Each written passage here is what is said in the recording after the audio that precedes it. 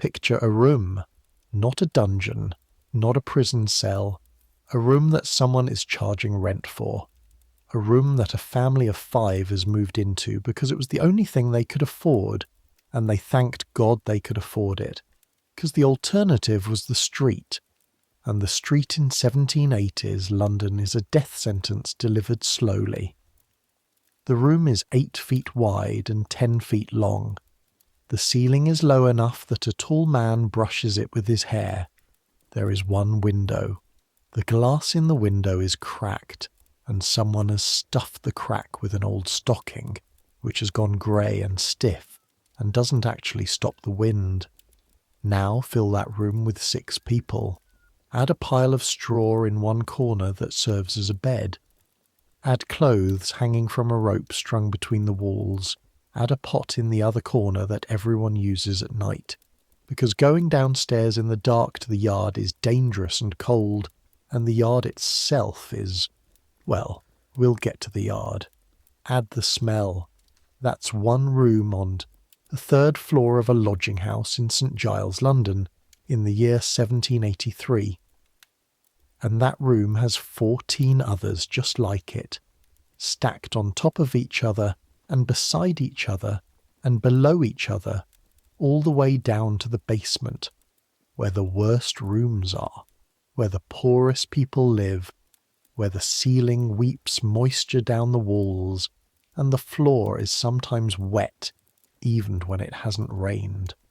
Welcome to the rookeries, one of the most crowded places on earth, one of the most dangerous, one of the most miserable, and one of the most ignored because it sits just far enough from the grand streets of London that the people who run this city can mostly pretend it doesn't exist. Tonight, we're not pretending, we're going in. I make these history stories and I genuinely cannot tell whether you listen to them to learn or because the sound of someone describing centuries-old suffering lulls you into a peaceful sleep. Honestly, either is fine. Maybe both. Subscribe if you want. Get comfortable. Here we go. Your eyes open in the dark. Not the comfortable dark of a room with curtains drawn. The absolute dark of a room where there are no curtains because curtains cost money, and money is the one thing you don't have. The dark that sits on your face like a hand pressed gently over your eyes. For half a second, maybe less, you don't know where you are. Then the smell finds you, and you know exactly where you are. The smell is the first thing every morning. It's the last thing every night.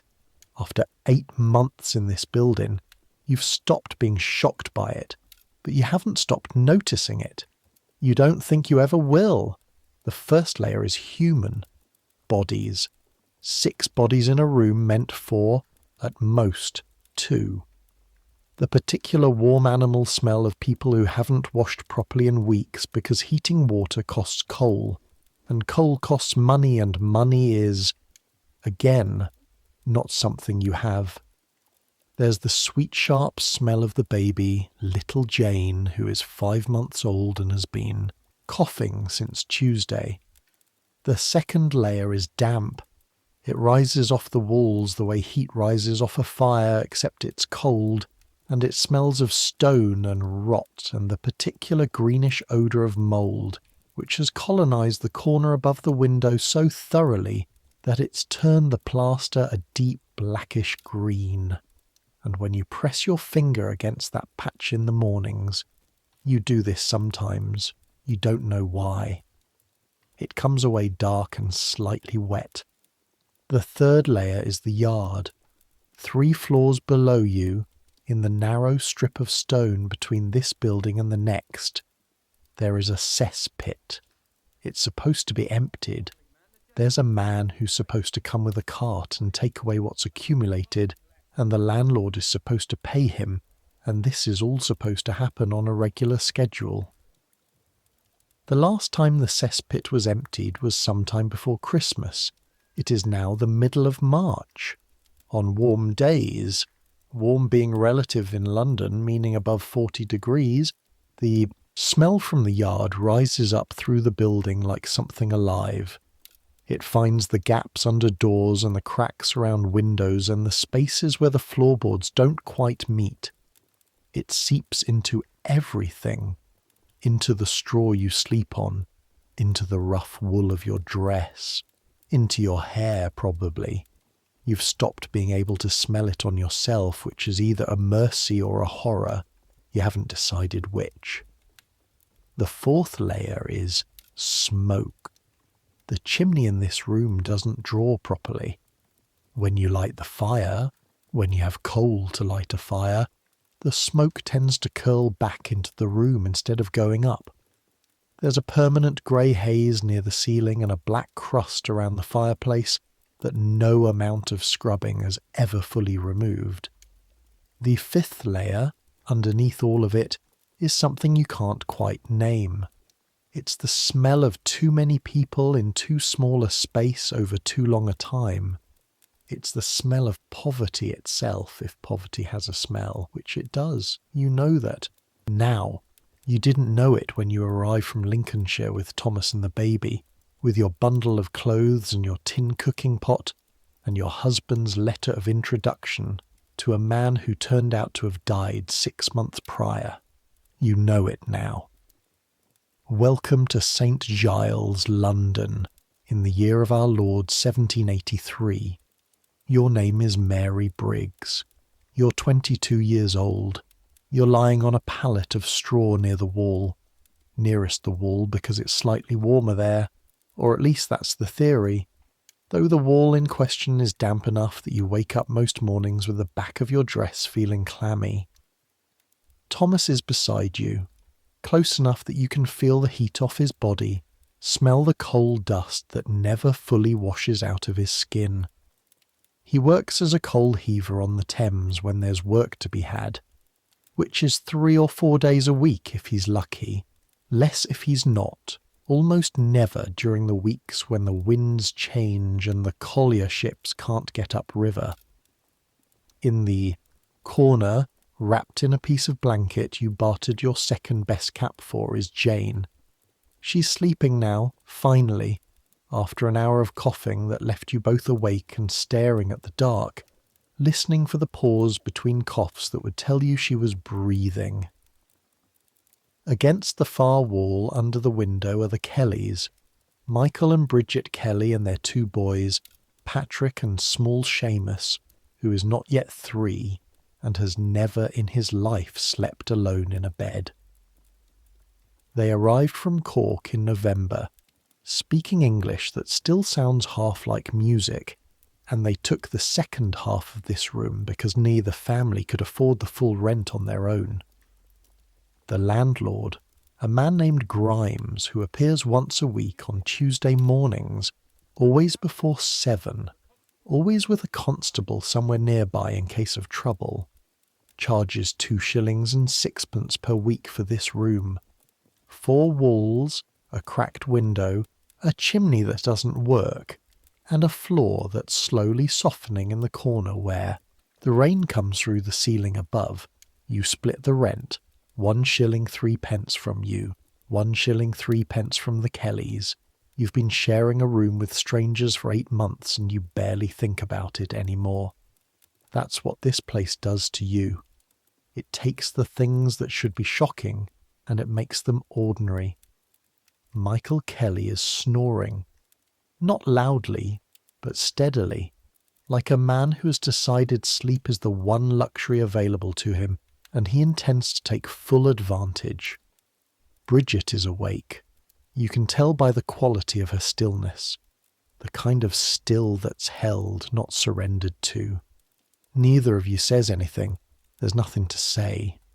It's not yet dawn, and the church bell, St. Giles in the Fields, 2 streets over, the church whose bells you now know better than you ever knew the church bells back in Lincolnshire, hasn't rung 5 yet. You lie there and listen to the building breathe, because it's what it does, breathes at night when the street outside finally quiets down to something less than bedlam. You can hear the building moving around you. The creak of the stairs as someone climbs them at 2 a.m, Mr. Holt from the room below coming back from whatever he does at night, which is a question nobody asks. The muffled voices through the floor, not quite words, just the rise and fall of argument in some language you can't identify. The baby 2 rooms down who cries on the hour, every hour, with a mechanical regularity that has ceased to seem human and started to seem almost tidal. The building itself shifts, settles. The wood and plaster and brick of it are old, built maybe 60 years ago, added onto twice since then. The additions less careful than the original, the whole structure leaning slightly west in a way that becomes more noticeable every time it rains. There are cracks in the plaster walls that weren't there when you arrived. There's a place on the landing between the 2nd and 3rd floor where the step flexes under your foot in a way that makes your stomach drop every single time, because it feels exactly like something about to give way. You've told the landlord. Grims looked at it, pressed down on the step with his boot, shrugged. Been like that for years, he said. He says that about everything. The damp, the chimney, the cesspit, the door on the ground floor that won't close all the way so that in winter the wind comes straight through the hall and up the stairs and under your door and into your room and into your bones. Been like that for years. The city has roughly 10,000 buildings just like this one. More, probably. Nobody's bothered to count, and the men who would need to count, the parish authorities, the city authorities, anyone with actual power, have by and large decided not to look too closely at how this half of London lives. Because if you look, you have to do something about what you see, and doing something costs money, and the men with money would rather spend it on other things. So the buildings lean, the steps flex, the cesspits overflow, and you lie awake in the dark, listening to it all, and you wait for morning. Jane coughs. It's the wet sound, the deep one, the one that's been there since Tuesday and has not gotten better. You're up before the cough has finished, on your feet across the 6 feet of floor between your pallet and her corner, kneeling on the bare boards with your hand pressed flat to her back, feeling her chest work. She's hot, not the normal hot of a sleeping baby, the wrong kind of hot, the kind that means her body is fighting something. Easy, you whisper. Easy, love. The cough passes. She settles, makes a small, unhappy sound, falls back into sleep. You stay kneeling there for a moment, your hand on her back, feeling it rise and fall, rise and fall, rise and fall. She's breathing. Bridget is watching from across the room. You can see her outline in the dark, propped up on one elbow. Better, she says, barely a sound. Same, you say. She lies back down. There's nothing more to say about it. You either have the money for a doctor, which you don't, or you have old Patience's remedy of warm broth and goose fat on the chest, and a piece of flannel kept near the fire. You've been doing the broth, or trying to. The broth requires an onion and some dripping, which requires money, which requires Thomas to have worked. And the goose fat comes from a woman on the 2nd floor who claims her own mother cured a child of lung fever with it, and who you are choosing to believe because the alternative is to believe there's nothing you can do. You go back to your pallet, you don't sleep. It gets light at around 6, not daylight exactly.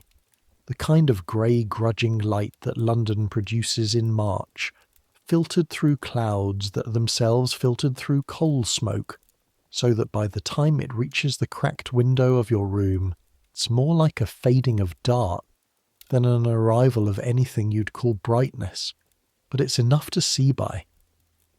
The room reveals itself slowly. The walls first, They're plaster over lath, and the plaster's coming away in places, showing the grey ribs of lath underneath. The damp has worked its way through in irregular patches that spread and contract with the season, so that in summer, in the one summer you've spent here, the walls dry out enough that you stop thinking about them, and then September comes, and the rains begin, and by October they're wet again, and by November there's a stripe along the bottom of the wall above the floor that glistens when the candle catches it, like something alive. In the corner above the window, the mould has made itself at home. It arrived in October, a small dark spot, maybe the size of your palm. By January it was the size of a dinner plate. Now it's spread across most of that corner and started reaching along the ceiling, a slow creep of blackish green that you've tried to scrub away with a rag soaked in vinegar, old Patience's suggestion, twice. And it came back both times within a fortnight. Old Patience, whose real name is Mrs. Patience Holt, and who lives on the second floor with her husband whose existence is theoretical. She mentions him occasionally, but you've never seen him. Told you that the mould means the wall is wet all the way through. That on the other side of that wall is the outside air, and somehow the outside air is finding its way through the brick.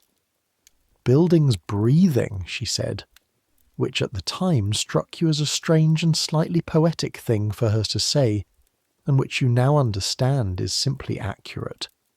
The room breathes cold in through the walls and wet in through the ceiling, and something worse than either up through the floor. You get up. Getting up in this room is a choreographed event. There are 6 people, 8 feet, 10 feet of floor, 2 pallets, which take up roughly half that space. The rest is a wooden chest that belongs to the Kellys and holds everything they own, a bundle of your things, Thomas's spare coat, Jane's linen, the tin pot and spoon, tucked under your pallet, a rope stretched between 2 nails where you hang your dress to dry when you've washed it, which is less often than you'd like, a small pile of coal, currently very small, in the corner by the fireplace. The fireplace itself. The pot. The pot lives in the corner furthest from where anyone sleeps, and it's emptied every morning, one of the first tasks of the day. You and Bridget take turns. Today is your turn. You pick it up carefully. You've learned to move carefully in this room, in this building in general. You've learned that the difference between a manageable day and a disaster can be something as simple as a pot knocked over in the dark, and you carry it to the door. The landing outside is dark and close. The building's spine, a narrow staircase barely wide enough for 2 people to pass, with walls that are even damper than yours and a smell that accumulates as you descend, each floor adding its own layer, until by the time you reach the ground and the door to the yard, the smell hits you like a physical thing. You step out into the grey morning. The yard is roughly 20 feet by 15 feet, a stone-paved strip between this building and the wall of the building behind it. There's a shared privy. 1 room, a wooden seat over a hole, no door because the door was taken for firewood sometime before you arrived. And there's the cesspit. And there's the standpipe, though the standpipe is around the corner on the street and you'll need to queue for that later. You empty the pot. You rinse it from the bucket of water you filled last night. Bucket of water being used for 3 things this morning. Rinse the pot, wash Jane's face, make the tea if there's tea, which there is barely. The leave's almost spent, and you go back upstairs. This is how every day begins. Thomas is awake when you get back. He's sitting up on the pallet with his elbows on his knees, staring at the wall with the expression of a man who is doing calculations in his head and not liking the results. He does this every morning. The calculations are always the same. How much work is there today? How much will it pay? How much is left from last week? How much is owed and when? He's 25 years old and he looks 35. Coal heaving does that. You've never actually watched him work. The wharf where he goes is 1/2 a mile from here and no place for a woman with a baby. But old Patience's husband worked the coal heavers' gangs for 7 years before his back went, and she's told you what it's like.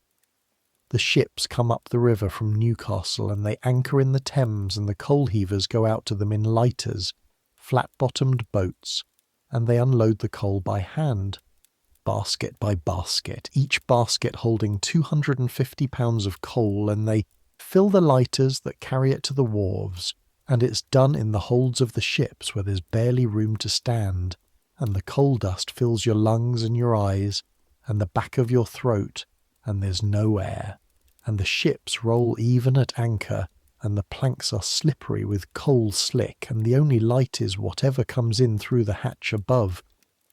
A good day, Thomas can unload 400 baskets, sometimes more. Each basket he gets paid 1.5 farthings. 400 baskets is 2 shillings and 6pence. Except from those 2 shillings and 6pence, he has to buy his own drink, because the foremen who hire the coal heavers work out of the pubs, and you get work by standing in the pub, and standing in the pub means buying drinks, and buying drinks is not optional. Old Patience calls it the truck system. The publicans control the labour. You want work, you drink. You drink, you owe money. You owe money, you work harder to pay it off.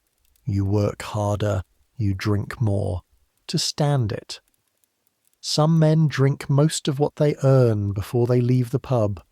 Some drink all of it. Thomas doesn't. Thomas comes home most nights with coins in his pocket and a face grey with coal dust and exhaustion, and he hands you what he's earned, and you add it to the tin on the shelf, and you do your own calculations. The tin currently has 1 shilling and 4pence in it. Rent is due in 4 days. 1 shilling 3pence. That leaves 1 penny. Is there work today, you ask? Don't know yet. He stands, rolls his shoulders. The sound his joints make when he does this in the mornings is something you've gotten used to, but still find difficult to hear. Ship came in from Newcastle last night. Should be. He pulls on his coat, the heavy one, the one that used to be dark brown and is now a uniform coal black that no amount of washing has touched, and picks up the piece of bread you set out for him last night before you slept. You kept it back from supper, which is a thing you do without discussion, without anything being said about it. Thomas needs the food because Thomas's body is the thing that earns the money, so Thomas eats a little more than the rest of you. And this is not fairness, but it is sense. He breaks the bread in half without looking at it and puts 1/2 back on the shelf. That's for you. He always does this. Be back by 6, he says. I'll have something warm. If there's anything left to make something warm from, you don't say this. He goes. The door closes, his boots on the stairs, heavy and quick, and then the outer door, and then he's gone into the grey morning, and it's you and Jane and the Kellys and the cold.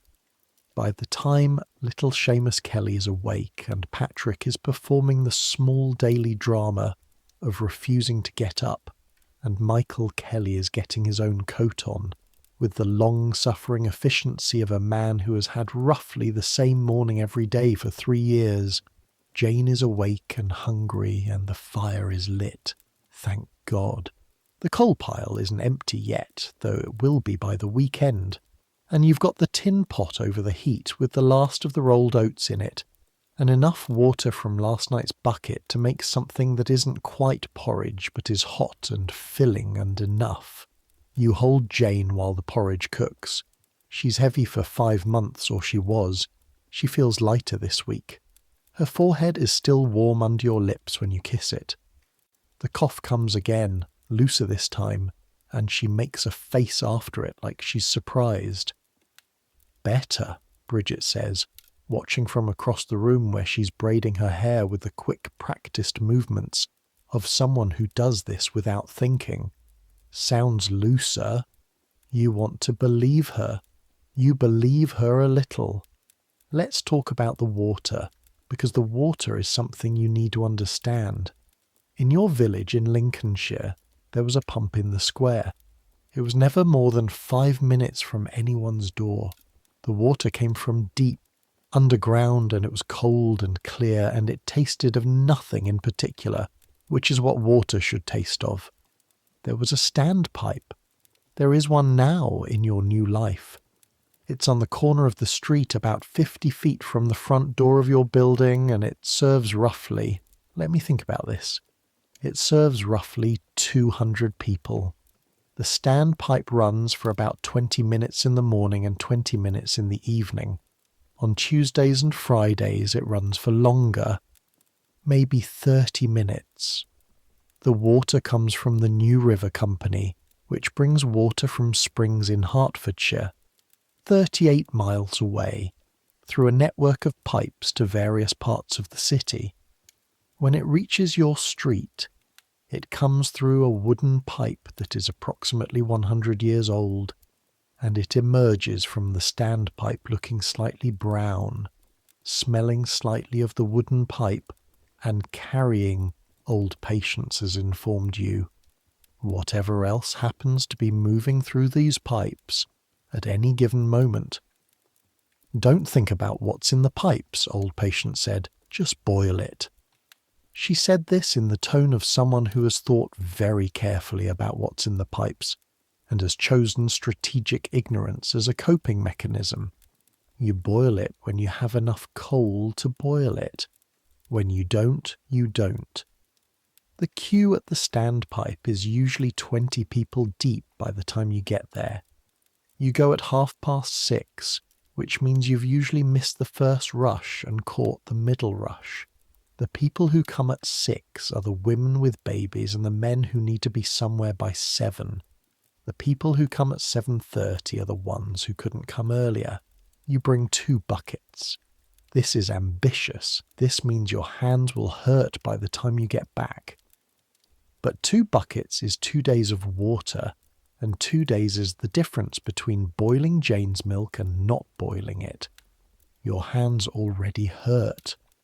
They hurt all the time now, a low persistent ache in the joints of your fingers from the cold and the wet and the lifting and the wringing. Back in Lincolnshire, your hands were never this bad until November.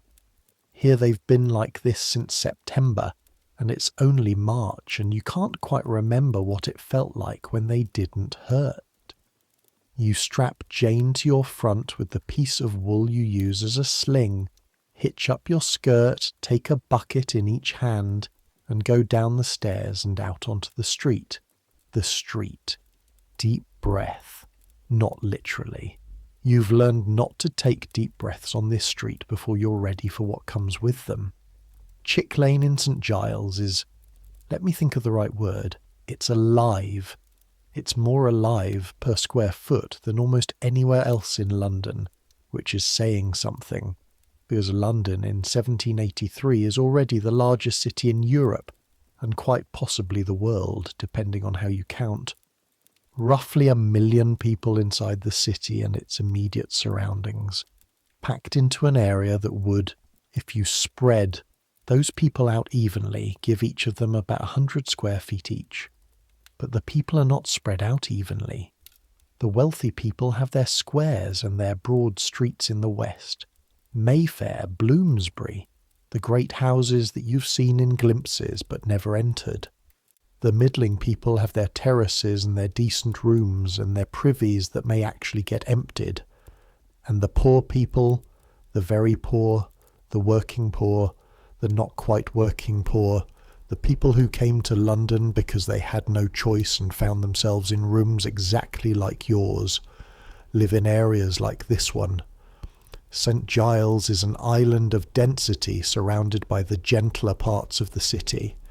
7 Dials is just east of you, where 7 streets meet at a central column, and the buildings around them lean so close to each other that barely any light reaches the streets below.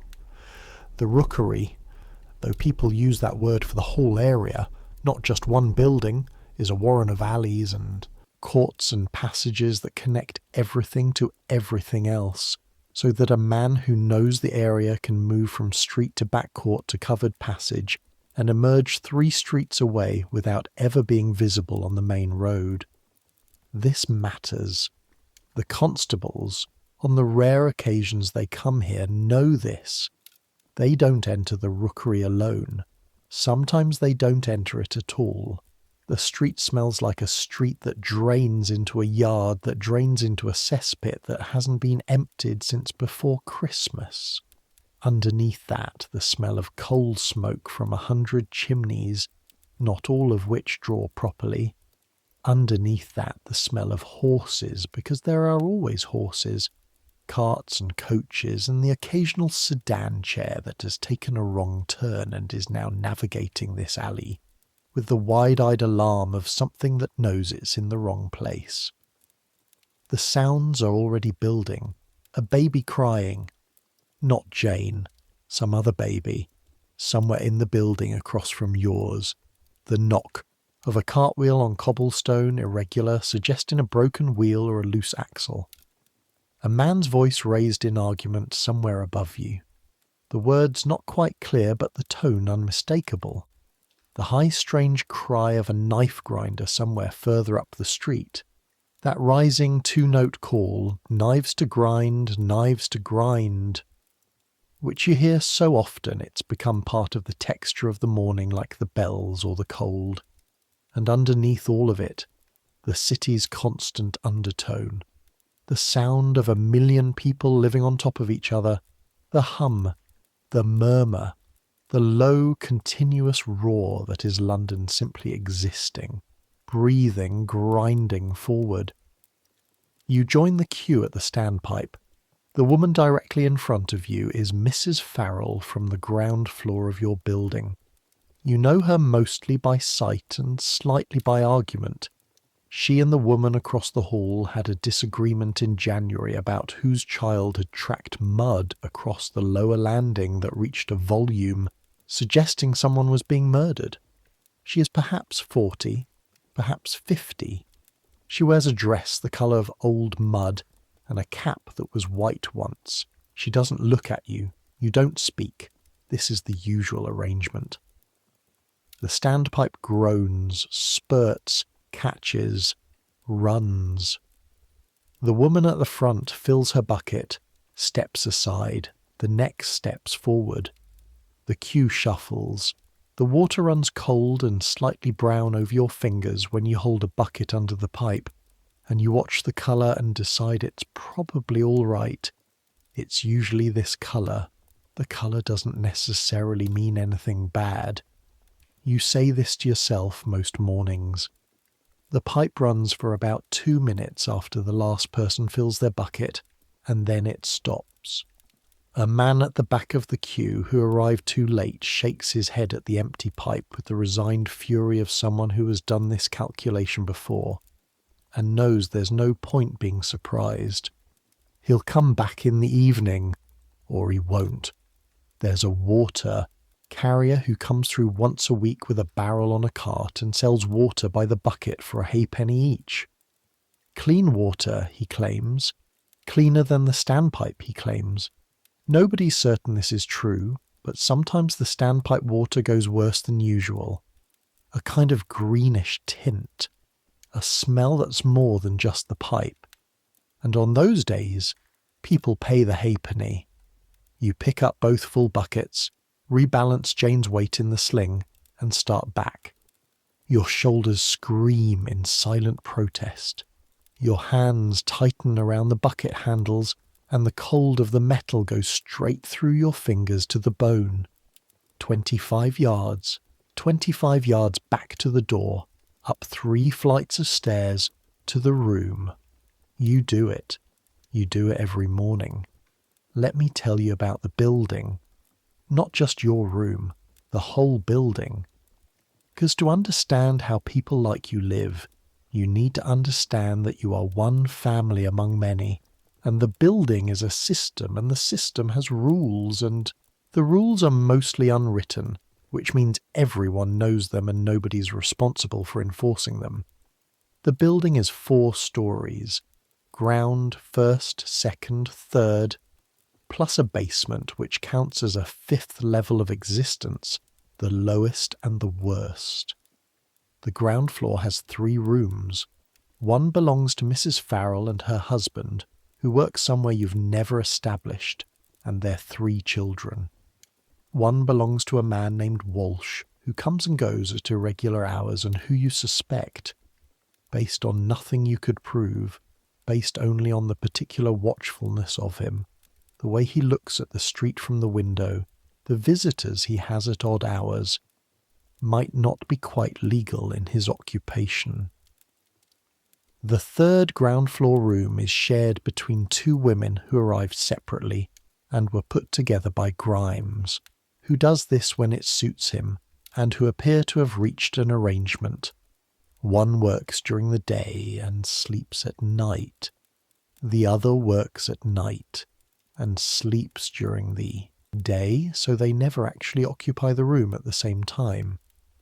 The 1st floor, old patients, alone, the theoretical husband somewhere in the city or somewhere else. A family from somewhere in Wales, a couple and 5 children so tightly packed into their room that the children sleep in shifts, the smaller ones going down at 8, the older ones at 10, everyone up again at 6.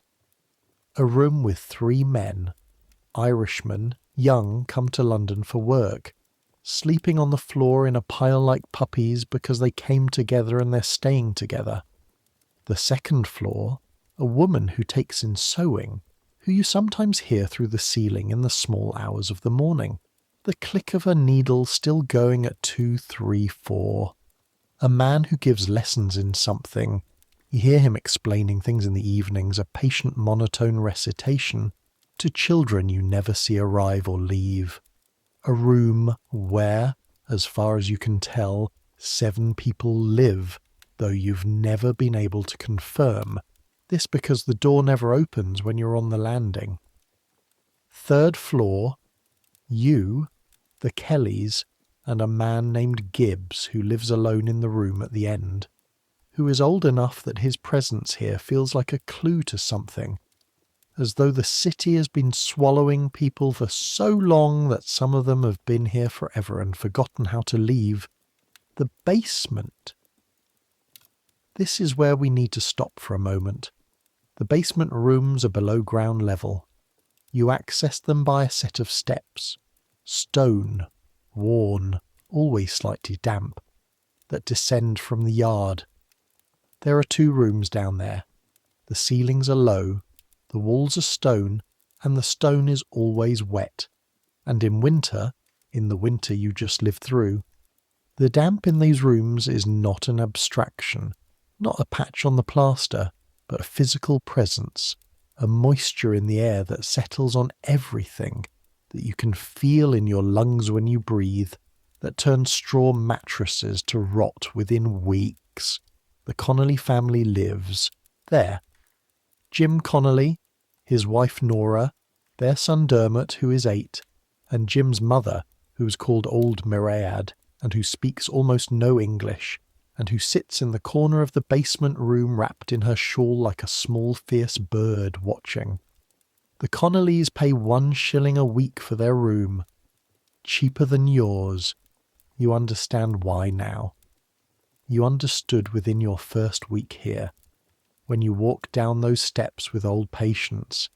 She was showing you the building, explaining the system, the patient tour of an experienced resident, and you felt the cold come up through the soles of your shoes and the damp settle on your face like a cloth, and you thought, people live down here? People live down here. Jim Connolly works at the docks when there's work and doesn't when there isn't. Nora takes in washing, the washing of people slightly better off, collected and returned on a schedule, that requires her to carry enormous bundles through the streets twice a week. Old. Mairead sells matchboxes from a tray in front of the church on Sundays. In a better world, they would not be living in the basement of this building. In the world that exists, they are grateful for the basement, because at least it's a roof. You get back to the room and find Bridget has got the Kellys organised and the porridge ready, which is the particular kind of help that makes you feel simultaneously grateful and like a failure, though Bridget would be baffled to hear you say so. Jane eats. She eats slowly, which worries you, and then she finishes and looks around with the bright, vague interest of a 5-month-old, which unworries you slightly. Her colour's better, Bridget says. You look. Maybe. Possibly. I'll get the goose fat from Mrs. O'Brien, Bridget says, meaning the woman on the second floor. Do a chest again tonight. Thank you. Same as if it was Seamus, Bridget says, which is her way of ending conversations about gratitude, and you both leave it there. The morning's first real task, the one that frames everything else, is finding food. This is not the simple business you grew up thinking it was. In the village, food came from the garden and the market and the occasional gift from neighbours. It was visible. You knew what you had and what you'd need and when to get more. Here, food is a daily negotiation between money and hunger. You have 1 penny. Thomas might earn 2 shillings today if there's work, and he doesn't have to spend too much at the pub, and the weather holds. Might. The market is in the next street. Not a proper covered market, but a collection of stalls and barrows that sets up every morning on the wider bit of road and sells whatever's available. Some of it is fresh. Most of it is the kind of food that gets sold here precisely because it doesn't meet the standard for anywhere better. You go to a stall run by a woman you know only as Maggie, who sells vegetables. The vegetables Maggie sells are the ones that the markets in Covent Garden rejected. The outer leaves of cabbages, carrots that have gone slightly soft, onions with their outer skins removed because those skins were visibly rotten. They're not beautiful, but they're not nothing either. Maggie sees you coming. She knows your face, knows your budget. I've got good cabbage today, she says. Nice ones. Nice in this context means not actively decomposing. You pick up the head she's pointing at. It's heavy enough, reasonably firm. You smell it, which she watches with the patient resignation of a woman who watches people smell vegetables all day. How much? Halfpenny. It's got brown on the outside. Outer leaves, she says. You're going to boil it anyway. This is true. Everything gets boiled. Halfpenny then. You put down the coin, the only coin you have until Thomas comes home, a fact that sits in your stomach like a cold stone, and tuck the cabbage under your arm. Girl still coughing, Maggie asks. Loosening, you say. They do, she says. March always brings it. Everyone's babies cough in March. Something in the air. Something in the air. In this particular part of London, in this year, there are quite a few things in the air. Coal smoke, obviously. The general exhalation of close-packed humanity. Whatever rises from the yard. Miasma, the doctors call it. The bad air that rises from the ground and causes disease. They're not entirely wrong. The doctors with their theory of miasma, they've got the direction of causation slightly backwards. But the idea that the air in places like this is in some way poisonous is not, as a practical observation, incorrect. You walk back with the cabbage and your empty pockets, and your head doing the arithmetic of the day, the week, the month, the running total of what's owed and what's likely to come in, and how to make one thing become another thing become enough. Old Patience is on the landing when you come back in. She's been here, on this landing, for what, Feels like your entire life in this building, which is 8 months, though that 8 months feels like 4 years. She occupies her corner of the second floor landing the way a spider occupies the corner of a room. Present, aware, not quite threatening, invaluable in ways that are difficult to articulate. She's maybe 60, maybe older. Her face is the particular topography of a face that has been outdoors in all weathers for a long time. Creased and dark and wind-touched, the skin around her eyes folded deeply into crow's feet. Her hands are extraordinary, knotted and thick-knuckled, the hands of someone who has wrung washing and carried loads and scraped and chopped for 60 years without pause. She's mending something. She always seems to be mending something. "Baby," she says without looking up. "Better, I think." "Good." A pause, the thread pulled tight. "Seen Grimes this morning." Your stomach tightens. "He's not due till Tuesday." "Wasn't here for rent." She looks up. Then, and her eyes are sharp and dark and not unkind. "Saw him talking to Holt downstairs. You know what that's about." You do, actually. The whole building does, though nobody said it directly. The cesspit, the overflow. 2 weeks ago, a wet patch appeared in the corner of the Connolly's basement room that wasn't there before, and when Jim Connolly put his hand to it and then smelled his hand, it wasn't just water. And when he said this to Grimes, Grimes said he'd look into it, and then Grimes didn't come back for 10 days. He'll have to do something, you say? Old Patience pulls the thread, turns the garment over, examines her work. He'll have to do something when someone makes him do something. Until then, he'll be looking into it. This is how the world works, as Old Patience understands it. Not through justice or obligation, but through escalation. Someone has to push before anything moves. The question is always who has enough energy and enough nothing to lose to be the one who pushes. Jim Connolly was talking about going to the parish, you say. Old Patience makes a sound. Not quite a laugh.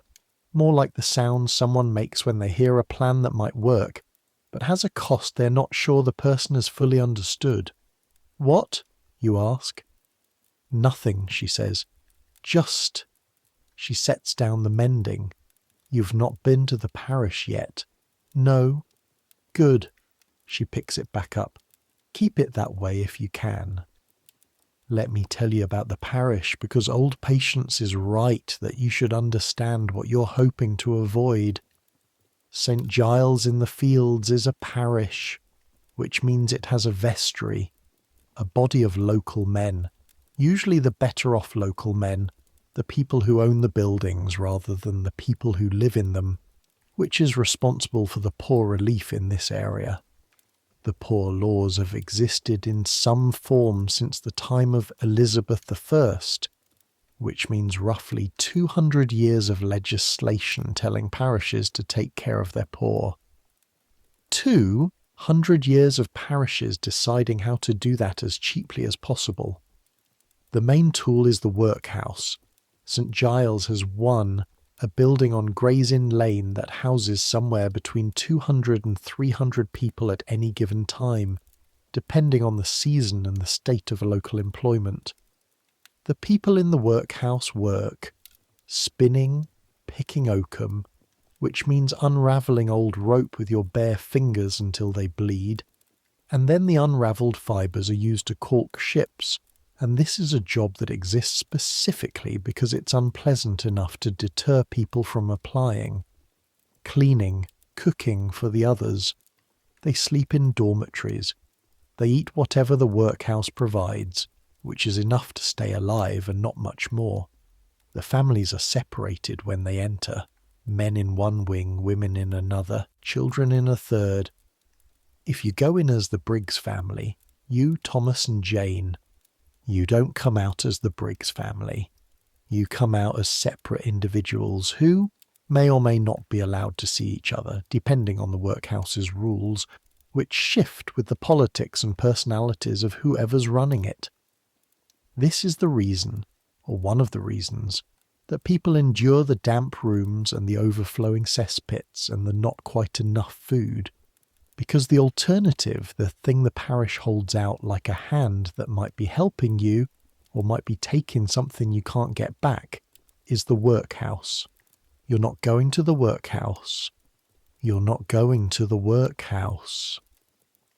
You repeat this like a prayer sometimes, at 3 a.m, when the calculations don't add up.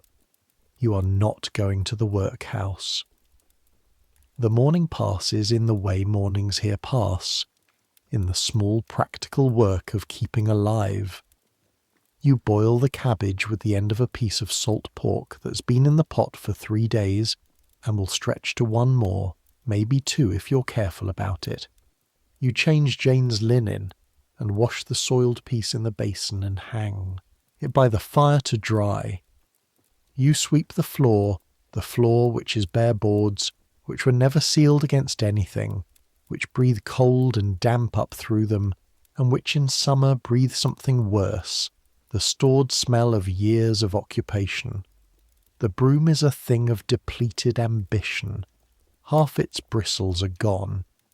But you sweep anyway, moving the dirt from one end of the room to the other and out the door into the landing, which is where everyone sweeps their dirt and which eventually gets swept further by someone else and eventually makes its way down the stairs and out the front door and onto the street, where it joins everything else.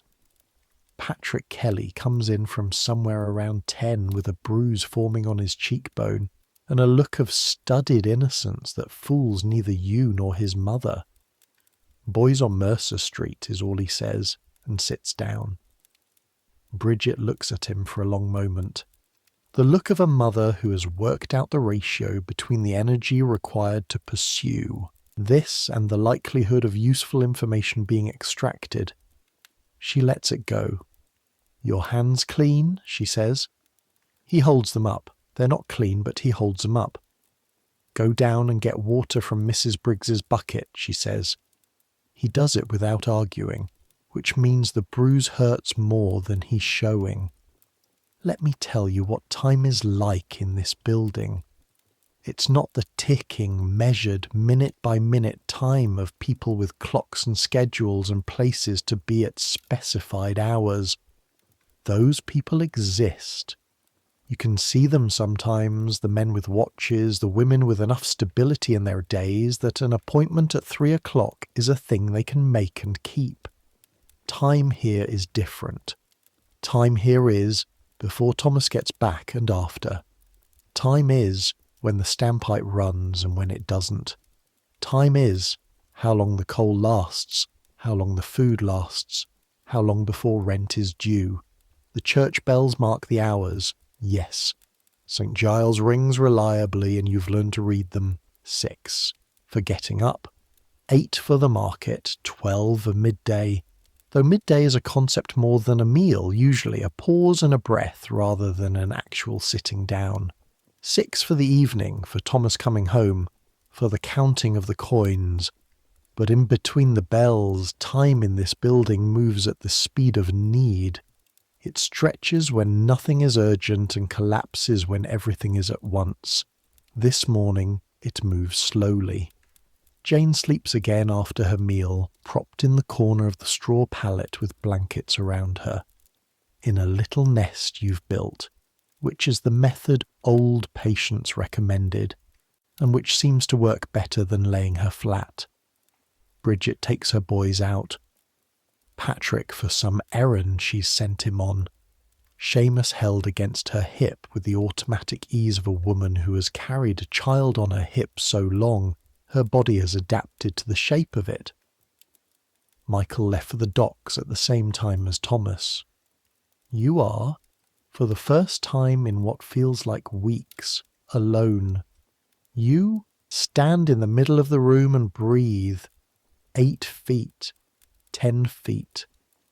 The walls close in slightly when it's just you in the room. When there are 6 people in here, the room is too full. When it's just you, the room shows itself. This is how small you are. This is how little space has been allocated to your living. You sit on the edge of the pallet. You look at the mould corner. The mould corner looks back. You think about Lincolnshire, the house where you grew up, a low stone cottage on a farm outside Spilsby, with a proper garden and a view of the fens and neighbours who were close but not this close, not this impossibly immediate in your ears and your nose and your daily calculations. Your mother's hands, her garden, the smell of bread baking which she did every Thursday, which would fill the whole cottage and drift out into the yard. It smelled like nothing that exists here. You stop thinking about it. Lincolnshire is not available. It's not a thing you can go back to.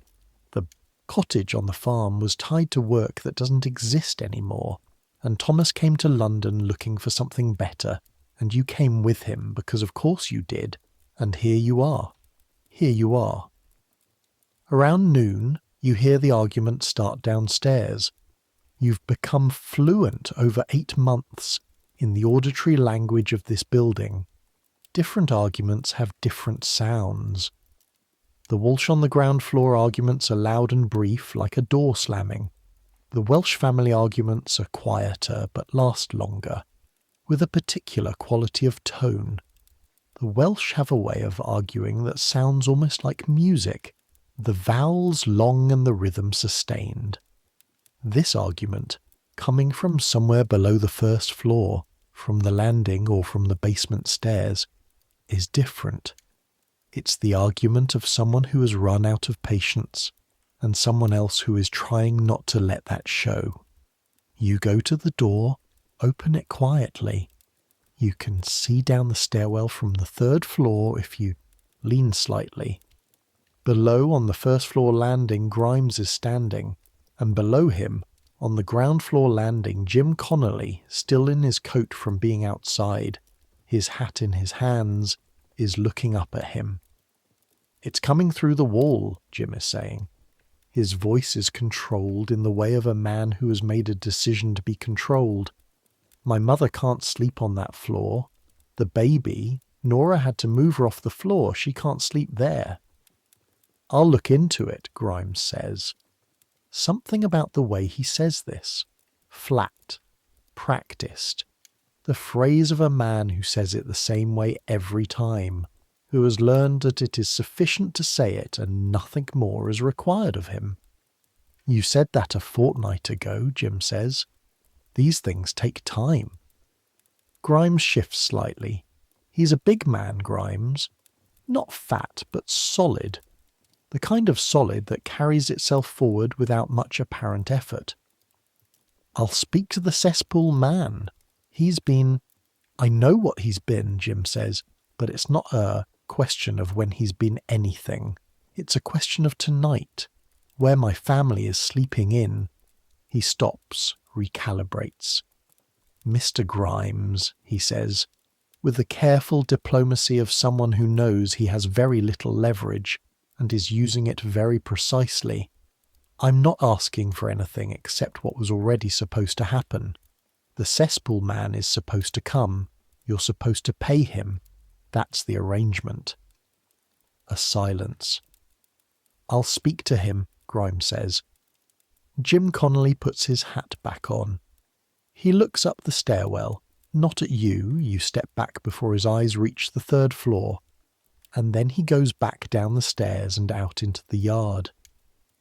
Grimes stands on the 1st floor landing for a moment, looking at nothing particular. Then he goes the other way, toward the front door. He leaves without speaking to anyone. Old Patience appears from somewhere. She always appears from somewhere. It's one of her gifts, and watches him go. "Well," she says to no one in particular. You go back in to check on Jane. Here is the thing about the cesspit that you need to understand.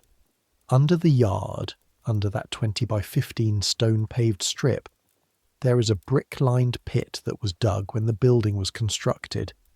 Everything from the privy empties into it. Everything. The pit was designed to hold a certain volume. Over the decades, more people have moved into the building because the city grows faster than the buildings built to hold its people. And Grimes has added more people to every room because more people means more rent. And so the pit receives more than it was ever meant to receive. The night soil men, the men who come with their cart and their long-handled ladles and their barrels, who work only at night because the law specifies after midnight so that the streets aren't full of their carts during the day, come on a schedule, or are supposed to. The schedule requires Grimes to pay them. The fee for having a cesspit emptied is a few shillings, depending on how full it is. Grimes, whose relationship with any expense related to the maintenance of his properties is one of sustained theoretical consideration, has been considering paying the night soil men since before Christmas. The pit is full. You know this without having seen it, because you know it through your nose. The smell in the yard has changed in the last month. Not just the usual smell, that background presence you've learned to live with, but a sharper, wetter, more insistent smell, like the smell in a room has expanded to fill the outside. And the Connolly's room is below the yard. In the afternoon you take Jane out. Not far, she's still not well enough for much, and the streets here require a certain investment of energy just to navigate, but out because the room needs to air and because you need to think, and because staying inside all day looking at the mould corner is a particular kind of slow damage that you've learned to avoid. You go down Chick Lane to the wider street, and then left toward the better end of the neighbourhood, which is a relative term but has a concrete meaning. The houses here are slightly taller, slightly less leaning. The smells are slightly different. The streets are still dirty. All streets in London in 1783 are dirty, even the grand ones, but in different ways. But the quality of the dirt is different. Jane looks around at everything. This is one of the things she does now at 5 months. Looks. Wide, deliberate looking, turning her head to track things, her small hands waving with the slow purposefulness of someone working out what hands are for. She coughs once, a loose, easy cough, and then seems surprised to be fine afterward. Bridget was right. Loosening. You walk. The city knocks against you from all sides, a cart too wide for the space it's trying to occupy, the horse stepping high and anxious on the cobbles while the carter shouts. 2 children running, bare feet, slapping the wet stones, their hair flying, not playing exactly but doing something with a similar energy. A woman with a tray balanced on her head, really balanced, really flat, without holding it, which still stops you in your tracks slightly even after months of seeing this, calling "Buy my muffins, hot muffins" in a voice pitched to carry a quarter mile. You pass a chandler's shop and the smell of tallow candles comes out through the open door, sharp and animal, and underneath it the faint smell of something rendered that takes a moment to identify as fat, human fat. Old tallow from... You stop that line of thought. You pass a pawnbroker's. A man is coming out as you pass, his coat tucked under his arm, which means he's just sold the coat, which means he's about to be cold for the rest of the afternoon. His face has the particular expression of someone who has just done the arithmetic and found it unavoidable. You know that face, you've worn it, in your tin which currently holds 1 shilling and 4 pence, and will hold more tonight if Thomas worked, and less after Tuesday. There is also a ring, gold, or mostly gold, given to your mother by her mother, and given to you by your mother when you married, and which you have not yet pawned and intend never to pawn, and which represents a line you keep drawing and keep pulling back from. The pawnbroker gives 3 shillings for a decent ring. You know this because you know it. You walk past. Here is the geography you're moving through because St. Giles doesn't make sense without it. St. Giles in the Fields is right in the middle of things, which is part of what makes it strange. To the west, a 10-minute walk, is Oxford Street, where there are shops and coaches and people dressed in ways that represent a different civilization. To the south, 15 minutes, is Covent Garden, the market, the theatre, the coffee houses, the streets where you can buy anything that has ever existed and some things that shouldn't. But between the grand streets and this one, there's this, the rookery, the warrens of courts and passages that contain thousands of people living in a density that London's better residents prefer not to think about. 7 Dials is just east of you, and you're going there without quite having decided to. 7 Dials. The name comes from the pillar at the centre of 7 converging streets. Or it used to have a sundial on top, back when it was first built, designed by the same man who designed some of the grand fountains you've heard about but never seen. The Dials were built 100 years ago as a respectable neighbourhood. There were plans. There were visions of decent terraced houses and pleasant streets. Within a generation, the plans had collapsed and the terrace houses had been subdivided, and the pleasant streets had become the thoroughfares of a neighbourhood that made your own look almost genteel. You turn into the first of the 7 streets, and the density hits you immediately. The buildings here are taller, 5 stories, some of them, and they lean toward each other above the narrow street, and where they lean close enough, people have built connections, a room extended across the gap, a board laid between windows, laundry strung in the canyon of air between the walls. The light that reaches the street below is filtered through all of this, grey and thin and carrying in it the smell of everything that's above you. On the street, there are people in a quantity that still occasionally startles you, not moving in any organised way. This isn't a street for moving exactly. This is a street for being, for standing and talking and doing business of various kinds and observing what needs to be observed. An old woman sits on a step with a basket of willow stems weaving. 2 men are deep in a conversation that stops precisely as you pass and resumes precisely after you've gone. A group of children, 6, 8, 10 of them, are doing something complicated with a piece of rope in the middle of the street that involves a kind of ordered chaos that seems on the verge of collapse but never quite does. Jane watches all of this with enormous eyes. A hand on your arm. Light, just a touch, and you turn to find a woman you half recognise.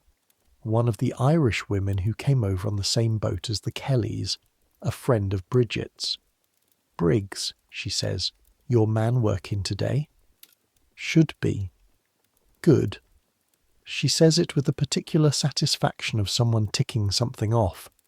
"Heard there was trouble at the wharf." Your stomach tightens. "What kind?" "Nothing. The usual. Foreman tried to change the share out. There was..." She makes a gesture. Words. It passed. Words. In the context of the docks, words can mean anything from an argument to something requiring a surgeon. "He's all right?" "Far as I know," she says, which is not the same as yes, but is close enough that you let your shoulders down, slightly. "Just wanted you to know." She moves on into the crowd. You stand there for a moment in the narrow street, holding Jane against your chest, feeling the particular cold that arrives in your sternum when you hear news like that and have to wait for better news. Thomas is fine. He's been fine every day so far. The docks are dangerous. A man fell into the hold of a ship last autumn and broke his leg in 2 places. and another man was struck by a dropped chain last spring and wasn't fine at all. And this is just the small visible part of the casualty count, the part that old Patience mentions in passing when she mentions it. But Thomas is careful and he knows the work and he's been fine. He's been fine. You walk home. On the way back, almost by accident, you go a different way. Not much different. A block to the south and west through a wider street, and then suddenly you're out of the rookery's particular gravity and into a street that smells different and sounds different and is, almost unmistakably, not where you live. And there, at the end of the street, framed between buildings, you see the dome, St. Paul's Cathedral. You see it from the outside of your neighbourhood most mornings if you look the right way, but you're usually looking at the ground in front of you, at the puddles and the uneven stones and the people and the carts, and you've gotten out of the habit of looking up at things that are far away. Now you look. The dome of St. Paul's rises above the city's roofline like something from another world, or another century, or, and this is the thought that catches in your throat, like proof that both things are true at once, the London of the rookery and this. It's enormous, and it's white, or whitish. The stone is pale limestone, and the city's coal smoke has begun its work on it. But compared to the grey-brown smudge of everything around it, it's white, and the dome rises and rises to a lantern and a cross that you can see from miles away. Sir Christopher Wren designed it. The name you know from the same vague education that gave you reading and basic sums and the names of kings. Wren designed it after the Great Fire of London, 1666, 117 years ago now, burned the old cathedral to the ground. It took 35 years to build. The men who laid the first stones never lived to see the last ones placed. It was finished in 1710, 73 years ago. Your grandparents' generation saw it completed. It's enormous. It's 365 feet to the top of the cross. Each of the pillars at the entrance is 50 feet tall. The nave inside could hold thousands of people. Has held thousands of people for services and for processions and for the state funerals of the great men whose names will last in books, while the names of the people in the buildings around you will last nowhere at all. You stand there for a moment on the corner, with Jane awake against your chest, both of you looking at it. It takes your breath away. It does this every time when you let yourself look. The city that can build this is the same city that puts people in the basement under the cesspit. The city that can produce Wren's dome. The geometry of it, the way it swells and then pulls in and then opens again at the lantern, an engineering feat that nobody had managed at that scale before, and that the workmen who built it did with their hands, stone by stone, in conditions not entirely unlike your own, is the same city that owns buildings like yours and finds it acceptable to have the cesspit overflow into the lowest rooms. This is the thing you keep discovering here. Not that one of these Londons exists, but that both of them do. Look, you say to Jane. She looks. Her hand opens and closes on your dress. That's St. Paul's, you say. That's the grandest building in the country, maybe in the world. She makes a small sound. Her eyes track the dome's curve. You were born under that sky, you say, which is strange and perhaps slightly too grand, but she doesn't know that. You're back at the room by 3. Thomas is not back yet. This is expected. Coal heavers usually finish in the late afternoon, and then there is the matter of the pub where you settle the accounts with the foreman and collect what you're owed after the drinks are subtracted, and then the walk home. You set up the fire, carefully, the coal pile is precarious, and start the cabbage and salt pork. The smell of it fills the room. Cabbage boiling is not in the lexicon of appealing smells particularly high, but it's food smelling of itself. It's real. Jane eats a little, sleeps a little, is carried around by Bridget for a while when she fusses, and eventually settles into the serious business of staring at the firelight. Patrick Kelly, whose bruise has darkened into something impressive, is tasked by Bridget with fetching coal from the pile downstairs that Michael Kelly bought last week. He goes, with the resigned efficiency of a 9-year-old who knows the energy required to argue isn't worth it, returns with a pail of coal and the information that the ground floor smells worse than it did this morning. Everyone in the room is quiet for a moment. How much worse, you ask, he thinks. Like, before, it was a smell. Now it's a thing. Bridget looks at you. You look at Bridget. Where's Michael? She says. Not back yet. She nods, sets that information aside, files it in the mental ledger of things to address when there are more resources to address them with. Thomas comes home at 6:30. You hear his boots on the stairs. 3 floors of boots, each step recognisable by now, the particular weight and rhythm of him. And then the door opens and he's there, grey with coal dust, his face so thoroughly blackened that his eyes look startling and white in the middle of it, like something cut out of a darker material. He's earned 1 shilling and 6pence. He hands it, over without speaking, and you count it into the tin, now 2 shillings and 10 pence, which is above the rent threshold, which means Tuesday is survivable. And he goes to the basin and washes his face and hands in the water, which turns black immediately, and dries them on the rag that serves as a towel, and sits down by the fire with a sound like something being released from pressure. Bad day, you say? Not bad. A pause. Foreman tried to change the share out. We sorted it. So the woman at 7 Dials had it right. Hurt, you say? Nothing. He looks at his hands. There's a cut on his right palm that he didn't mention. Dried now, that you suspect happened during the sorting. You don't push it. He eats. 3 bowls of the cabbage and pork. You eat 2. Bridget and Michael eat. The boys eat. Jane is given a little of the liquid. And then he leans back against the wall with the slack-faced exhaustion of a man who has used every part of his body and would like all of those parts back, please. How is she? He means Jane. Better, I think. Coughs loosening. Good. He reaches across and puts his hand briefly on Jane's head, and she looks at him with the surprised, pleased recognition she has for him, the recognising of this face that comes home every evening and is warm and large, and hers. Good, he says again. The argument starts at around 8. Not your argument, not your floor's argument. From below.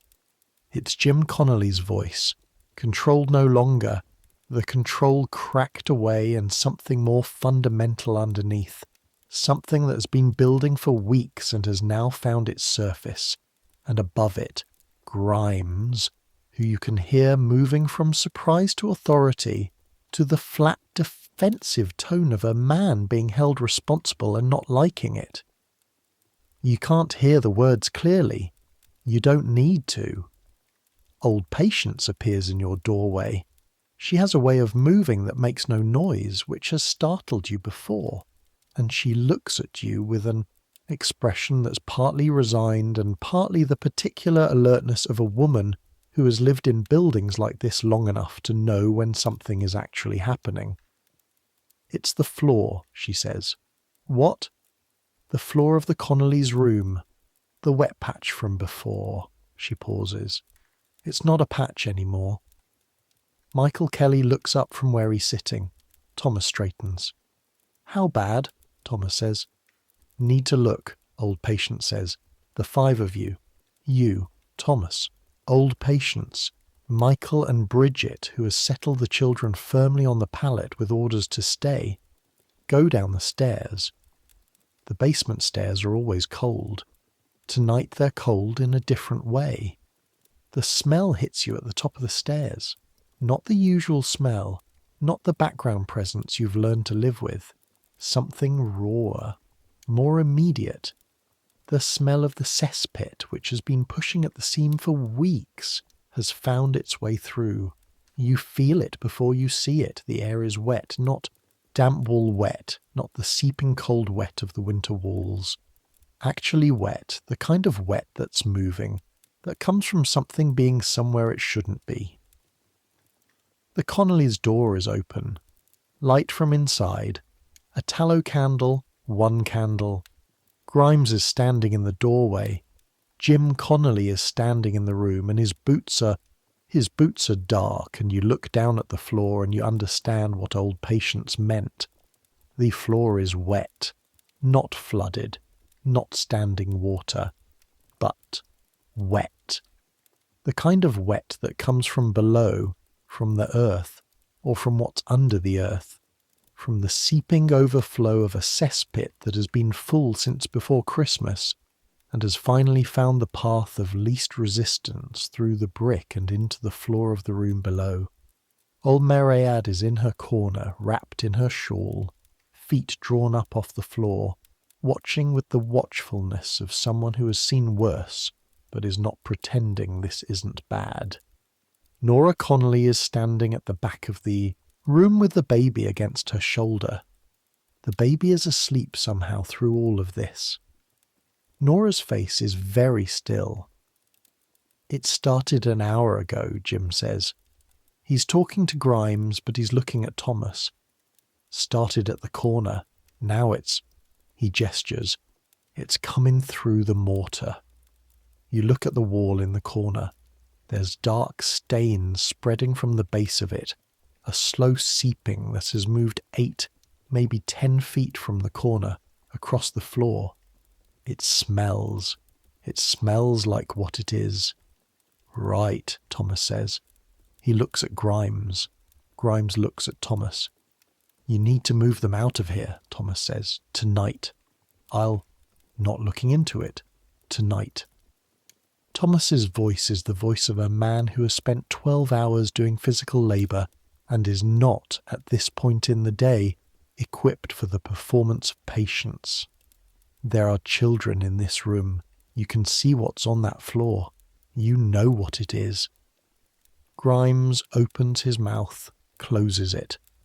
They'll take the first floor, old Patience says, from behind you. Matter of fact, as though this is already decided. The empty room. Holt won't be back till Friday. That's Mr. Holt's room, Grimes says. And tonight it's the Connollys' room, old Patience says. You want to explain to the parish authorities why you left a family with a baby and an elderly woman on a floor that... She makes a gesture toward the floor that requires no words to complete. Another silence. The cesspit seeps. Fine, Grimes says. He says it like a concession he's making, like he's doing them a favour. You look at Nora Connolly. Her face is still very still. The baby's weight on her shoulder, the small round weight of a living person trusted absolutely to be held. Come on, you say to Nora. Let's get your things. It takes an hour. The Connollys have less than you'd think. Less than you have, which is already very little. Because they've been in the basement long enough that some things have gone soft from the damp and been discarded and replaced with nothing. Old Maryad's bundle of belongings, tied in a piece of cloth, is small enough to carry in one hand. The children have their blankets and their boots and each other. Jim and Michael carry the straw pallets.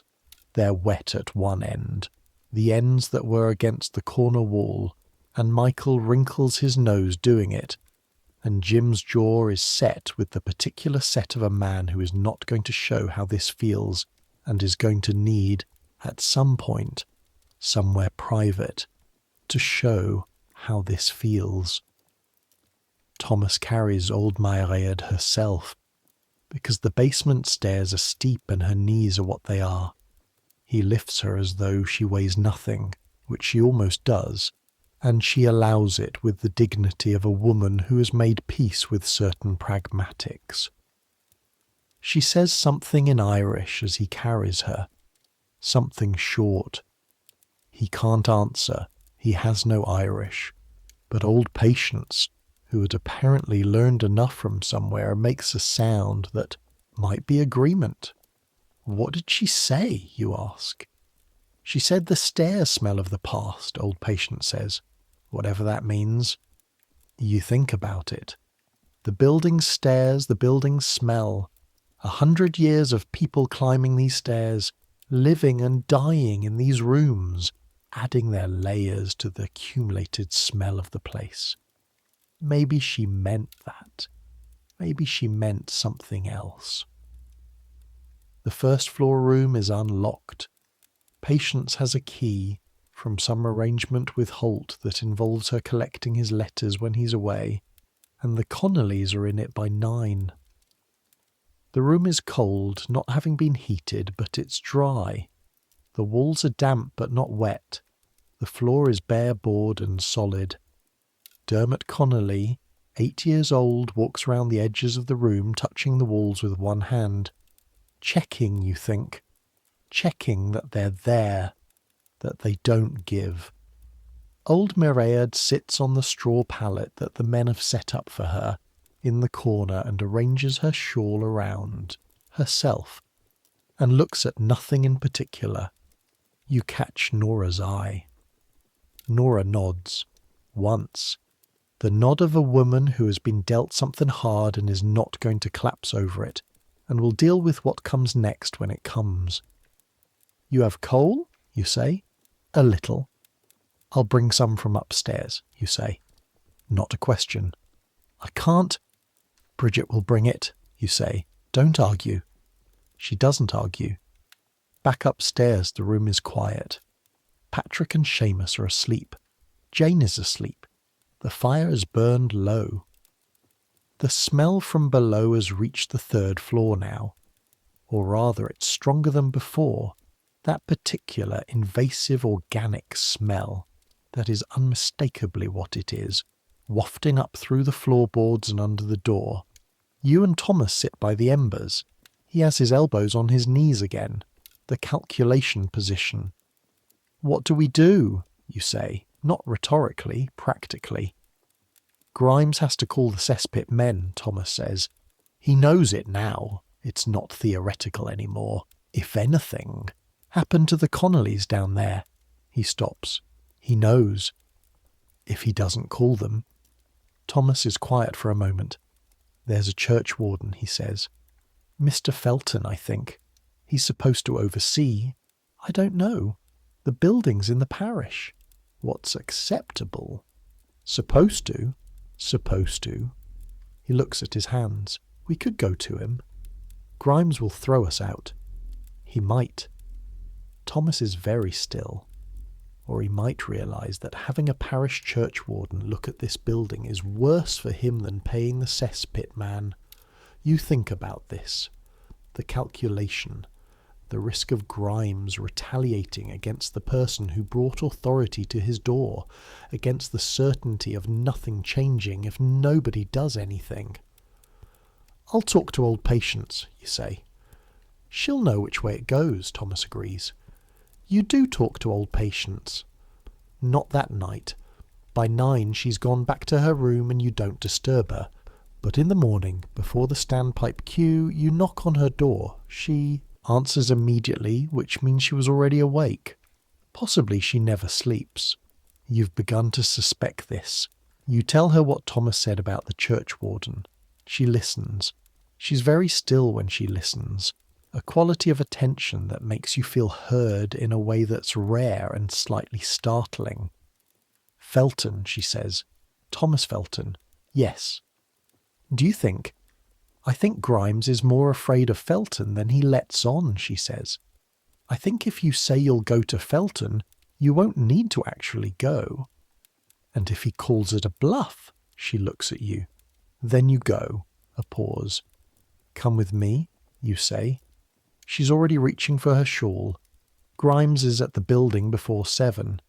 He comes most Tuesdays, but he came today as well, which means the cesspit situation reached him the same way it would reach any man who owns a building and has suddenly been confronted with evidence of what's been seeping under his tenants' floors. You catch him on the front step. He looks at you the way he always looks at you. You're a body that occupies one of his rooms and pays rent on it, and is otherwise not a consideration. "Mr. Grimes," you say. He's already forming the expression that precedes "I'll look into it." "The cesspit man needs to come today," you say. "Not this week. Today. The Connolly's room is not livable. Jim Connolly is prepared to take this to Mr. Felton at the vestry this afternoon if it's not sorted by noon." The expression stops forming. Old Patience stands slightly behind you, which feels like standing in front of an army. Grimes looks at her. She looks back at him with the expression of a woman who has been looking at men like him, in positions like this for 60 years, and has never once been surprised by what she found there. "The floor needs to be scrubbed," you continue. "The Connollys stay in the first floor room until the cesspit's cleared and the basement room is dry, which will take—" "I know how long it will take," Grimes says. "Good," you say. "Then you know what needs to happen today." He looks at you for a moment. This too is a calculation. What it costs to deal with this now versus what it costs to deal with it later, with a churchwarden involved. "The cesspit man will be here this afternoon," he says. He says it like it's his idea. "Thank you," you say. He comes at 3. 2 men, actually, a cart, the heavy wooden barrels, the long-handled equipment that you don't look at directly. They work in the yard with the efficient grimness of people who have done this so many times that the smell has ceased to register as something requiring a reaction. The smell, to everyone else, is extraordinary. You close the window. You stuff the crack with a fresh piece of cloth. You put Jane against your chest and hold her there, and you breathe through your mouth and wait. It takes 2 hours. Afterward, the yard smells of itself and nothing more, which after the past weeks feels like clean. You open the window, the evening air comes in, cold, bearing coal smoke and the city and everything else. But underneath it, just underneath, something like breath, something like the smell of space. You stand at the window and breathe in. Let me tell you about the evenings here. They're not quiet. Nothing in St. Giles is quiet in the evenings, because the daytime doesn't end cleanly but bleeds into night. The daytime people carrying their noise and their movement into the dark hours, adding the nighttime people, the ones who work when others sleep, the ones who choose night for reasons of their own, to the general flow. But there's a shift, a kind of modulation. The street vendors pack up their carts. The children are brought in, some of them, the ones with rooms to be brought into, which is not all of them. The taverns fill up, noise spilling out under doors and from open windows, the particular warm noise of people releasing the pressure of the day into ale and talk. You've been to the tavern once, the Dog and Bucket, 2 streets over, which is the nearest one to this building, and which you'd call a rough place, except that rough implies something relative, and here there isn't much that's smoother. Thomas goes sometimes, not often, carefully, because he knows the weight of what happens to men at the coal heaver's arms, and comes back loose-limbed and slightly quiet, which is his version of having allowed himself something. The one time you went, it was with Bridget shortly after you arrived. Michael and Thomas were both working and the children were sleeping, and Bridget said, "Come on," and you went. The noise of it, the smoke, the heat from bodies pressed close together and from the fire that's always burning too much for the size of the room. The smell of ale and the smell of gin. They're different, you can distinguish them now. And the complicated smell of people who've spent the day doing physical work in the cold. And the gin. You need to understand the gin because you've heard things said about the people who drink gin here, in the parishes, in the newspapers that sometimes appear in the coffee house windows that you pass but don't enter, in the sermons of the church that you attend when you can, on the Sundays when the weather isn't too bad. What you've heard is that the gin drinkers are weak, or feckless, or morally lacking in some essential way that has led them to this. You live in St. Giles now. You've been here 8 months. The people who drink gin are not weak. They are tired. They are cold. They sleep in rooms where the walls are wet. They worry about the rent and the food and the coal and the baby's cough. They have done the arithmetic of their lives over and over and found that the arithmetic doesn't quite add up. And gin, a penny a dram, sometimes less, is the thing that, for the duration of the dram, makes the arithmetic not matter. You understand it now in a way you didn't when you arrived. You've had moments, mostly at 3 in the morning when Jane was coughing and you'd calculated the tin again and found it insufficient, when you've understood it with your whole body. The logic of, if this is today, and tomorrow will also be today, and the Tuesday after will also be today, then something that makes today stop for a moment. You've understood. You drink ale. Thomas drinks ale. You keep it at ale, which is not virtue exactly, but pragmatics. You know which line is which, and you stay on the side of the line where you can still get up in the morning. Not everyone can. There's a woman in the building across the street. You don't know her name. You know her mostly by her presence on the front step at certain hours, who has stopped being on the step in the mornings, who now appears mostly in the late afternoon, in a state that tells its own story. Her children, there are 2, a boy and a girl, maybe 6 and 8. You see them in the morning without her. They go out together holding hands with the focused independence of children who have worked out that they are, practically speaking, on their own. You watch them sometimes from the window, those 2 children. You don't know what to do about them that doesn't involve the parish, which means the workhouse, which is not a solution. You bring them food sometimes. Not much. You haven't much to bring. A heel of bread once. A potato that was going soft. You leave it on the step and don't watch them find it.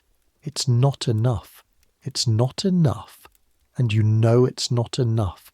And you do it anyway because the alternative is to stop seeing them, which is a different kind of giving up.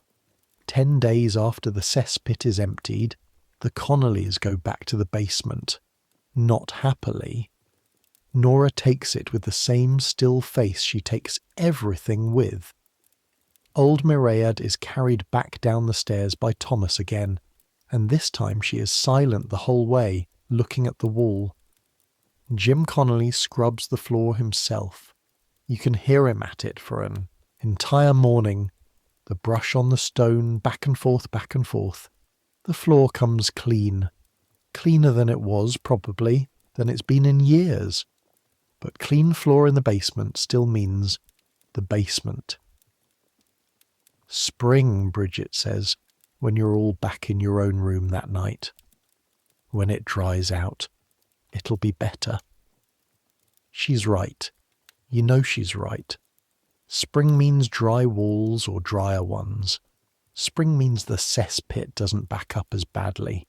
Spring means the windows can stay open, which means air, which is one of the things that costs nothing and that makes everything slightly more bearable.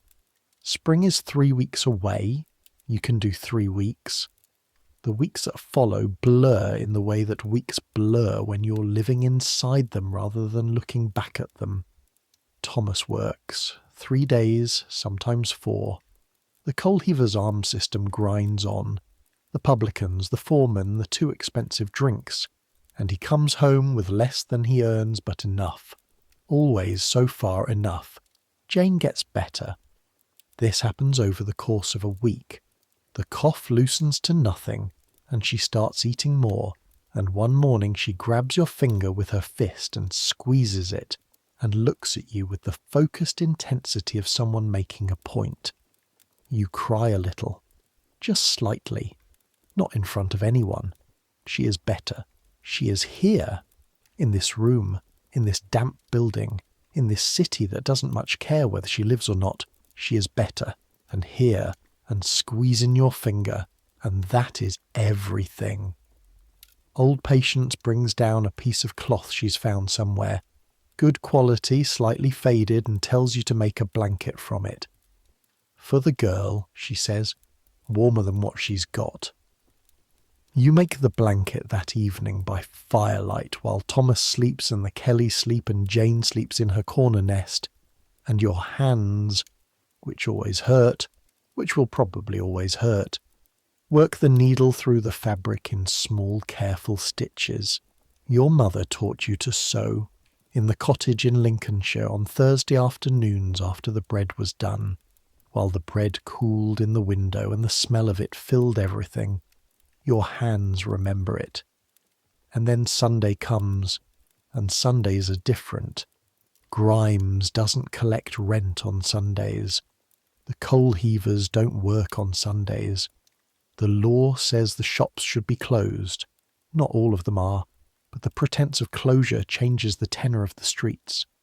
Thomas sleeps late, an actual luxury. 7:30. The church bells ringing without anyone having to respond to them. You go to church. St. Giles in the Fields, the church whose bells have structured your mornings for 8 months. The church that has watched over this neighbourhood since long before you, or anyone you know, was born. The church is large enough to hold everyone who needs it and everyone who wants it, though today, on a March Sunday, it holds mostly the second category.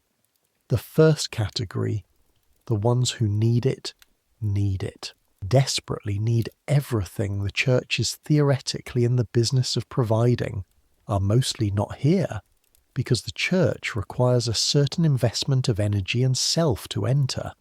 And when you're very tired and very cold, church can feel like something happening in a different world.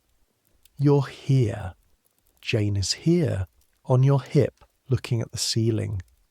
The ceiling is high and vaulted and has paintings on it, images from the Bible, which she examines with the same interested seriousness she examines everything.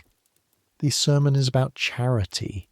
You listen to it with your full attention, which is more than most people around you are giving it.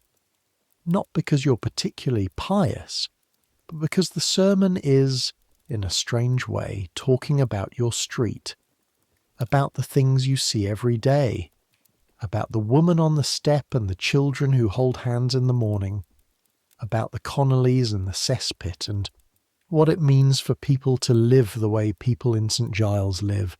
The vicar doesn't name any of this directly. He talks about Christian duty and the obligation to one's neighbours and the call to love in the abstract. But underneath the language of the sermon, you can hear the thing it's circling around. There are people very close to this church who are suffering in very practical ways, and what is going to be done about it.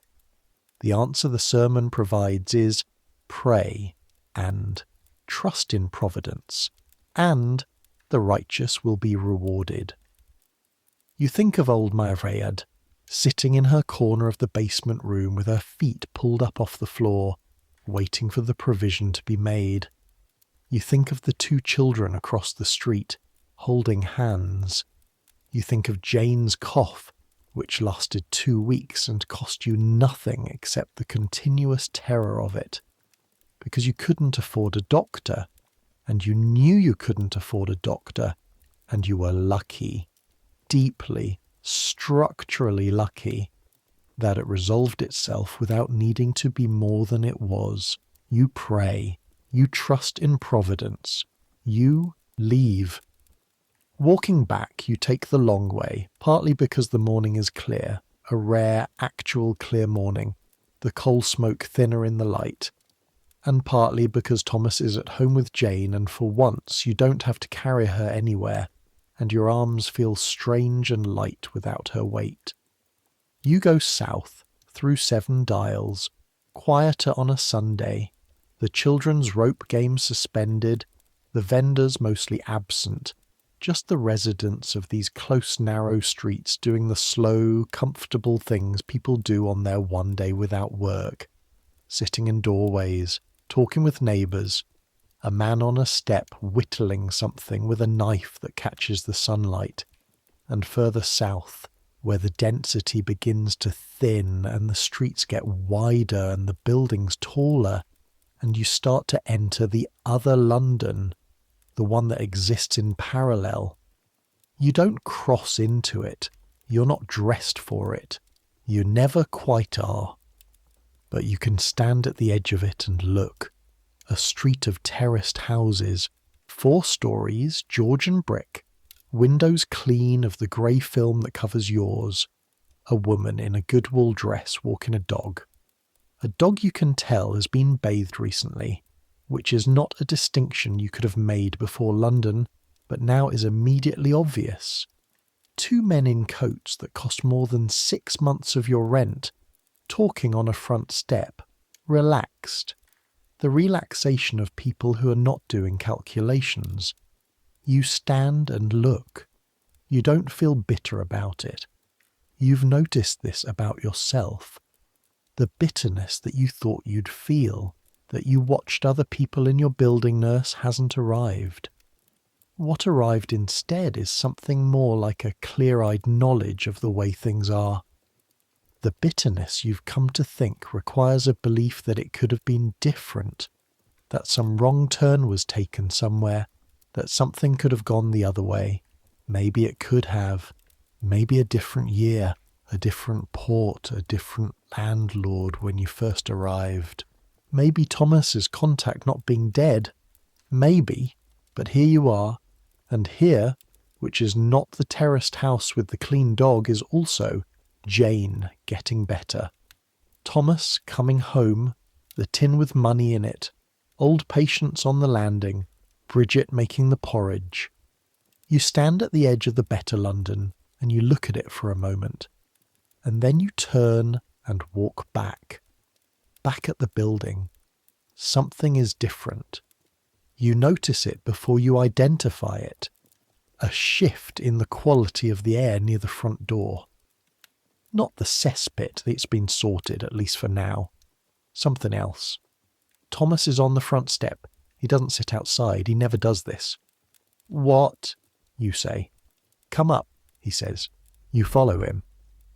Up the stairs, past old Patience's floor where she's absent. For once, absent. Past the Kellys' side of the room where the Kelly children are quiet in a way that means they've been told to be quiet. In the room, on the pallet, is a bundle you don't recognise. A bundle of cloth, tied with string. Next to it a small box you've never seen before. Michael found it, Thomas says. At the market yesterday. He didn't say. He picks up the bundle.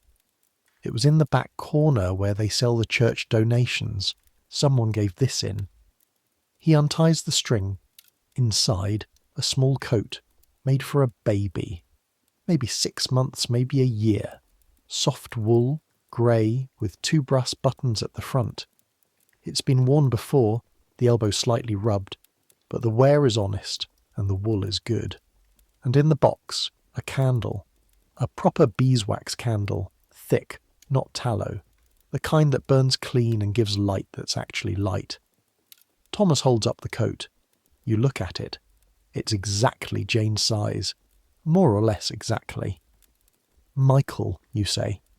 He said don't make a thing of it, Thomas says. You pick up the coat and feel the wool between your fingers.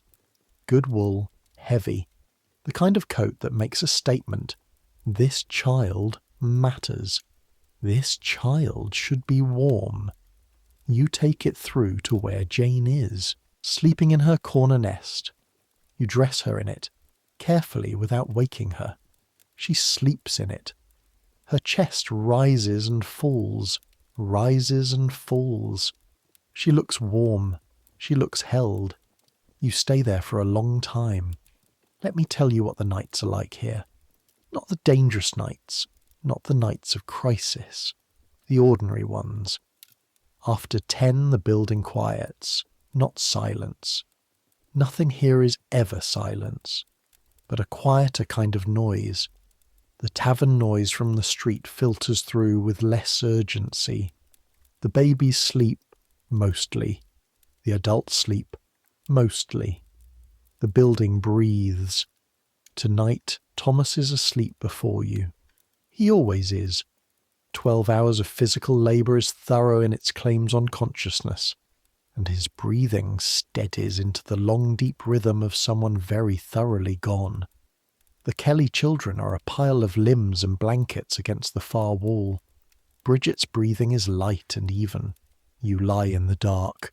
Jane is between you and the wall, in the grey wool coat, breathing easy. No cough tonight. You put your hand flat against her back, count the breaths, count them again.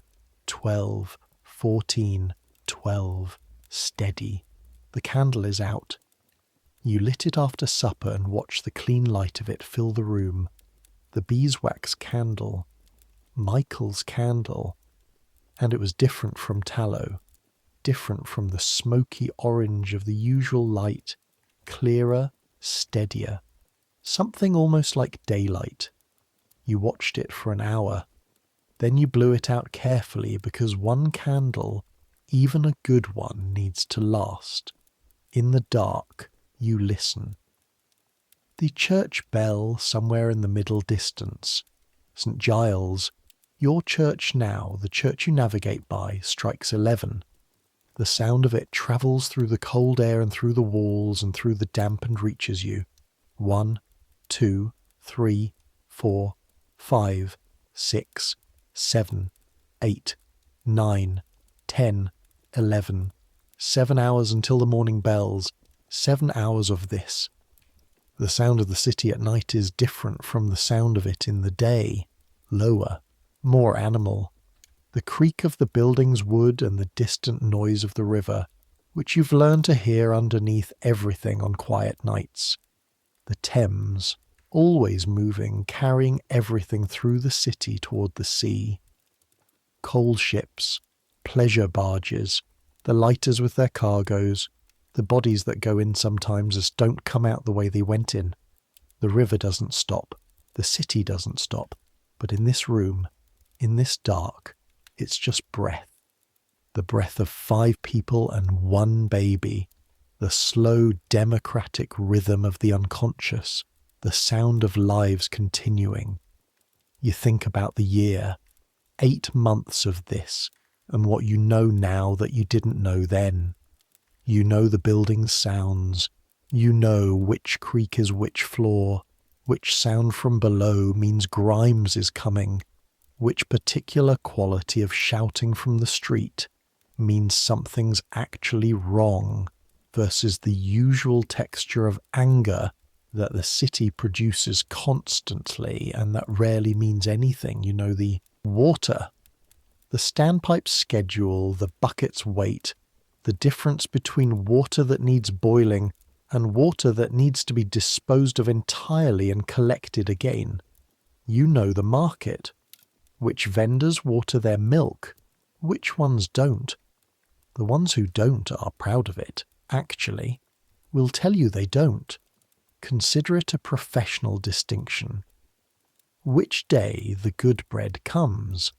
Where to go for vegetables that were rejected somewhere better and will be good enough for your purposes. You know the people. Old Patience, who is made of something ancient and practical and not quite warm but not cold either.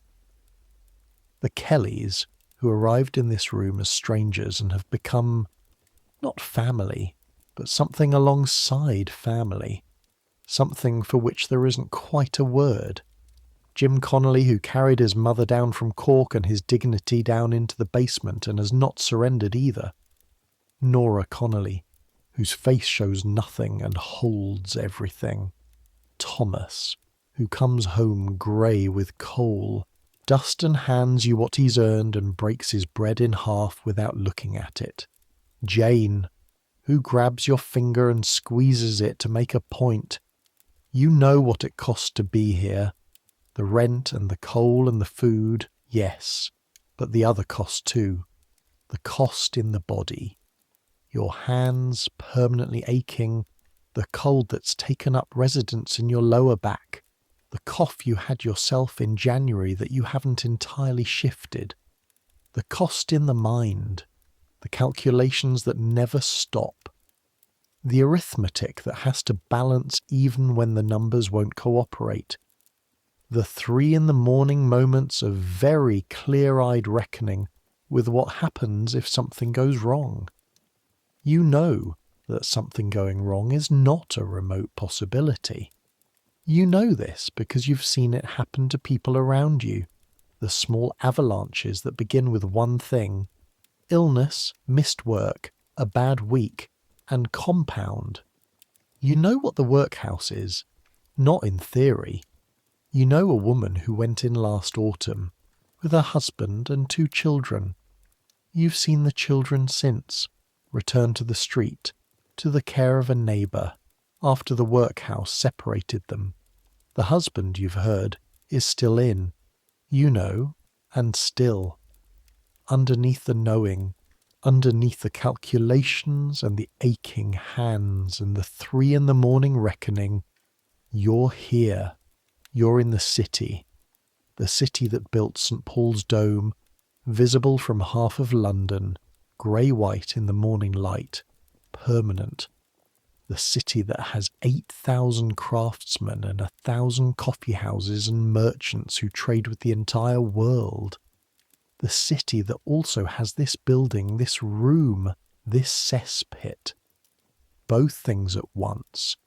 You've been in London long enough to hold both of them without needing to choose. The night deepens. Outside, someone walks past with a torch, a link boy, maybe, or a watchman, and for a moment the orange light moves across your ceiling and then is gone. The Kellys breathe. Thomas breathes. Jane breathes. Your own breathing slows. You've been thinking about the future, but the future is a thing that happens at a different time than this. Right now there's just the dark and the sounds and the slow drift of exhaustion, doing what exhaustion does. The calculations quiet.